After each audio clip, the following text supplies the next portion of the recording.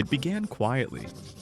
A few strange vines sprouting through cracks in the pavement, their leaves oily, green, and faintly fragrant.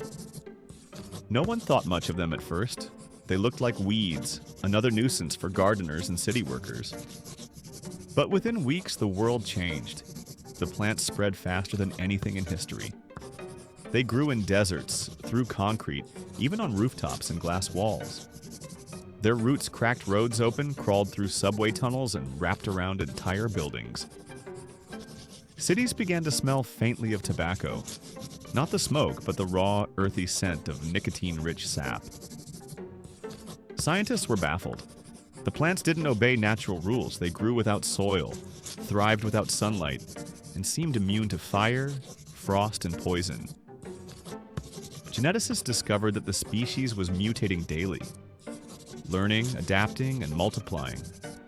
Every attempt to destroy them only made them stronger. Soon the world was green, not with life, but with addiction. The air shimmered faintly with the scent of nicotine pollen, so fine it entered the bloodstream through every breath. People started to feel it. Calm, focused, euphoric. The whole planet was slowly becoming addicted to the air itself. At first it seemed harmless. Productivity soared, wars slowed, stress vanished. People called it the calm era. Smokers were vindicated. Their vice had become nature's default state. The plants were worshipped in some places, burned in others, but it didn't matter. They always returned, thicker, stronger, darker. Then came the side effects. The soil began to weaken, stripped of nutrients by the roots that never slept. Crops failed.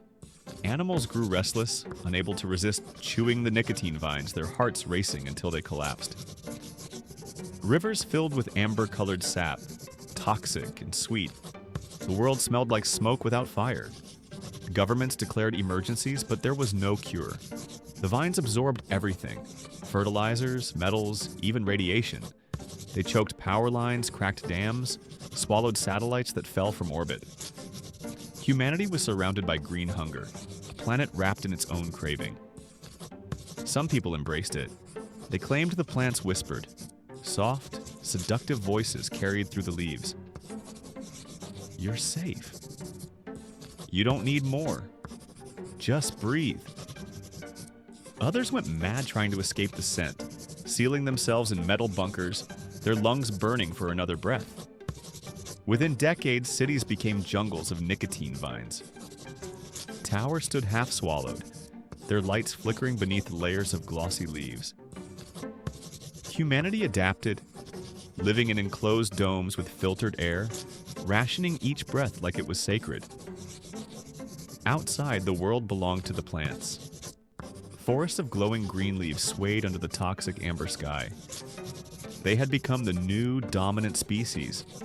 Not cruel, just inevitable. And yet, in a strange way, they had fulfilled a wish buried deep in human nature. A world that never stopped calming itself. No war, no rush, no pain. Only the slow heartbeat of a planet addicted to peace.